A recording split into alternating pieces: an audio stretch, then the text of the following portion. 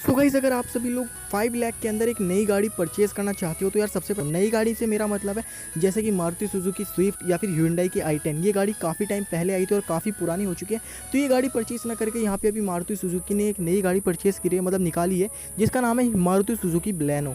तो यार ये गाड़ी जो है इंडियन मार्केट में 5 लाख के आसपास अराउंड फिगर में ये गाड़ी को लॉन्च किया गया है। और गाड़ी के अंदर आपको 27 का माइलेज देखने को मिल जाएगा और यहाँ पे 1200 सीसी का इंजन, मतलब 1250 सीसी का आपको यहाँ पे इंजन देखने को मिल जाएगा। ठीक है, गाड़ी यहाँ पे अगर मैं बात करूँ तो यहाँ पे कंपनी ने यहाँ पे दावा किया है कि इस गाड़ी के अंदर जो कुशनिंग वगैरह दी गई है, मतलब जो सीट के अंदर जो कुशनिंग दी जाती है वो यहाँ पे काफ़ी अच्छी क्वालिटी का लगाया गया है, जिससे गाड़ी के अंदर आपको बिल्कुल कंफर्ट महसूस हो। ठीक है, गाड़ी के अंदर यहाँ पे स्पीडोमीटर वगैरह सब कुछ फिट किया गया है, यहाँ पे कुछ भी डिजिटल नहीं है, सब एनालॉग यहाँ पे फिट किया गया है।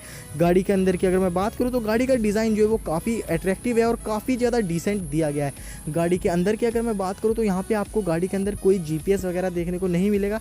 एप्पल के जो फ़ोन है, मतलब एप्पल एयरपॉड जो आते हैं, एप्पल एयरपॉड कह रहा हूँ, sorry guys, Apple air play, ये आपको इसके अंदर फीचर देखने को नहीं मिलेगा। इसके अंदर आपको देखने को मिलेगा एंड्रॉयड कनेक्टिविटी। ठीक है, मतलब आप लोग एंड्रॉयड कनेक्ट कर सकते हैं, लेकिन एप्पल की कनेक्टिविटी यहाँ पे नहीं दी गई है।